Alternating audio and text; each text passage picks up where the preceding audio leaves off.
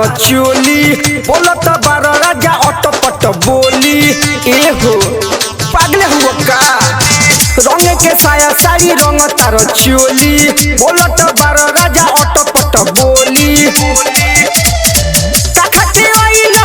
कोरा में धइला अपना रनिया के आज मुई बका अरे डाले में रंगवा नसला लंगवा एने ओन चुई बका आ रंगते चांद के पार ले जई बका अरे डाले में रंगवा नसला लंगवा एने ओन चुई बका आ रंगते चांद के पार ले जई बका हे राजा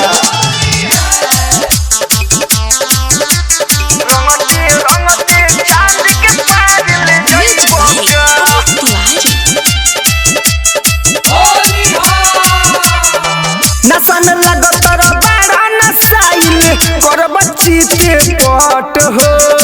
लागत ढीला के छोड़ब राजा जवानी के नट हो नसन लगतर बड़ा नसाइल कर बच्ची के पट हो लागत ढीला के छोड़ब राजा जवानी के नट हो पतना मनला देहि पफनला मोरा ढोही में रोरी चुभई बका अरे डाले में रंगवा नसला लंगवा एने ओन चुई बका आ रंगते चांद के पार ले जई बका अरे डाले में रंगवा नसला लंगवा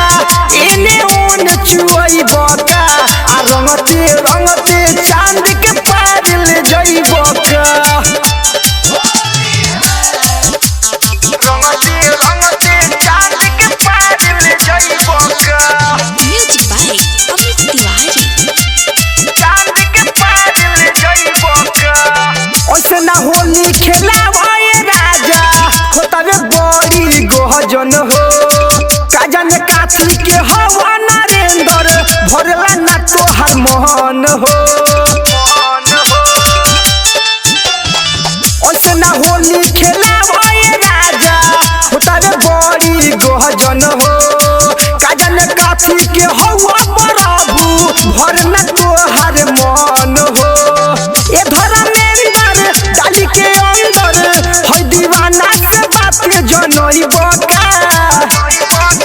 अरे डाले में रंगवा नसला लंगवा एने ओन चुई बका आ रंगते चांद के पार